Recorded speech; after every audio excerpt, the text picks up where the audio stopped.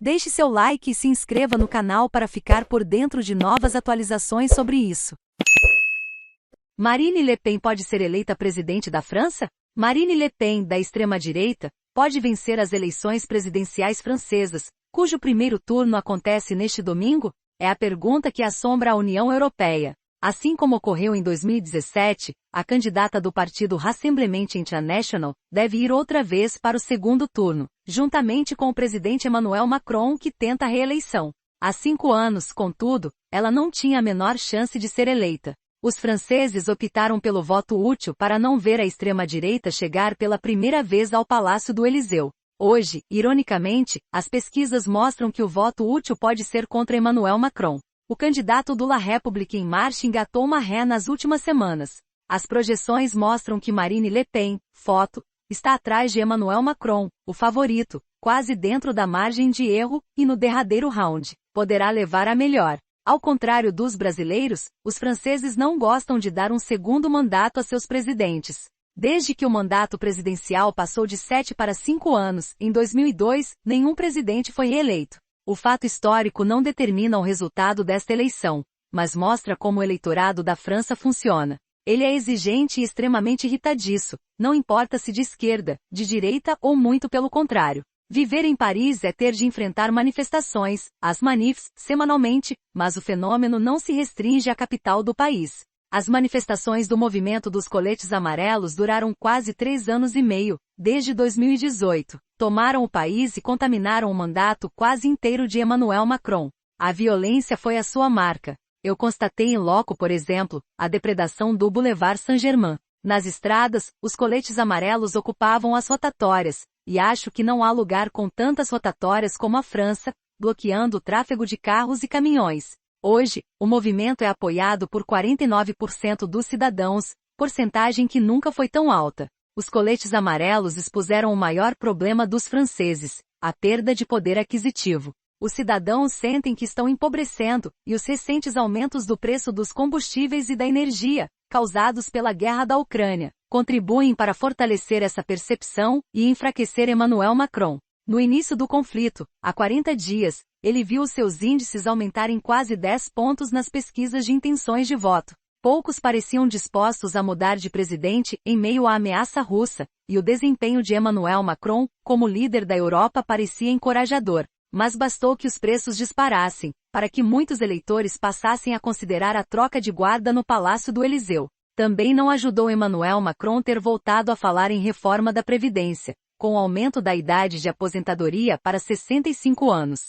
Talvez embriagado pelo palco que a guerra da Ucrânia lhe deu, ele deve ter achado que estava suficientemente forte para retomar o tema que havia deixado de lado por causa dos coletes amarelos. Errou tudo, inclusive no exagero de marketing.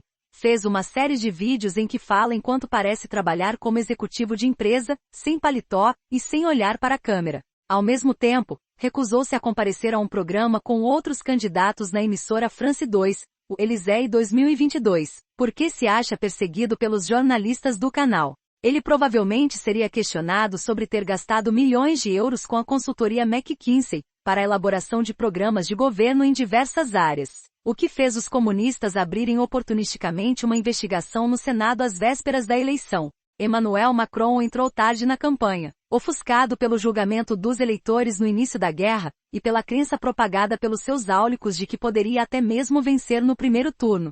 Não viu Marine Le Pen crescer. A candidata de extrema-direita foi muito ajudada por Éric Zemmour, do Partido Reconquête, da extrema-direita da extrema-direita. Perto dele, Marine Le Pen parece um oásis de equilíbrio. Éric Zemmour, que está em 4º lugar nas pesquisas, levou à enésima potência a xenofobia, o racismo e o nacionalismo que sempre foram marcas do Rassemblement International, antigo Front National. O sujeito tem cara de louco, fala como louco, e portanto, pode ser considerado louco.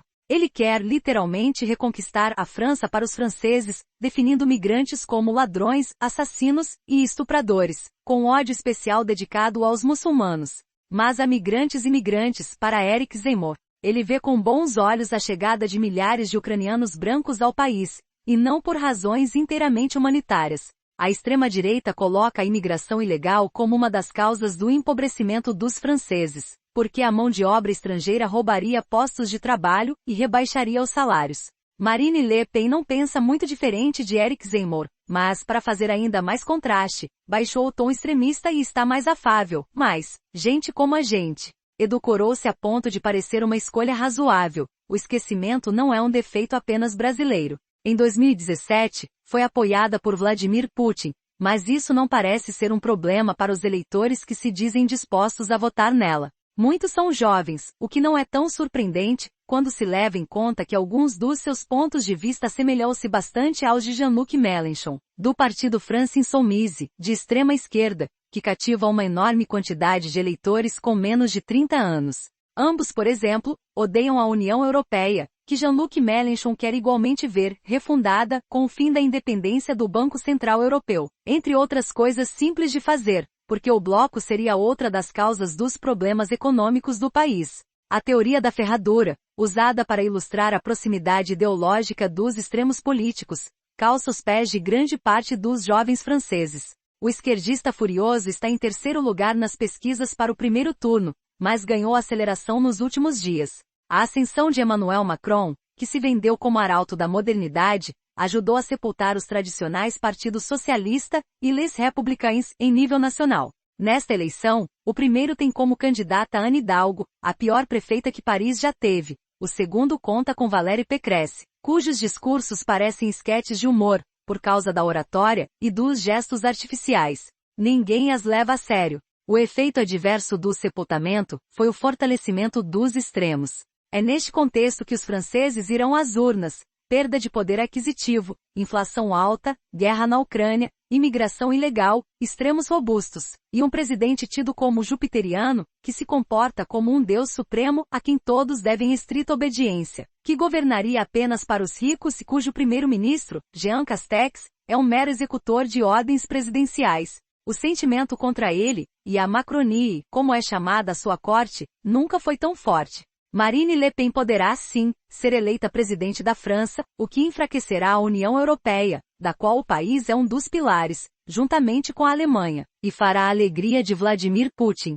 De qualquer jeito, se ela perder no segundo turno, marcado para 24 de abril, não será para um Emmanuel Macron que obteve o dobro dos votos dela em 2017. O atual presidente encolheu da mesma forma que o poder aquisitivo dos franceses. Nos últimos dias, Emmanuel Macron tentou convencer o eleitorado de que votar útil é a favor dele, não contra ele, e agora torce para que a abstenção seja alta, tanto no primeiro turno como no segundo. Isso porque boa parte dos simpatizantes de Marine Le Pen é composta de trabalhadores com baixos salários, tradicionalmente aqueles que menos dão as caras nos locais de votação. O mesmo ocorre com o eleitorado jovem de Jean-Luc Mélenchon,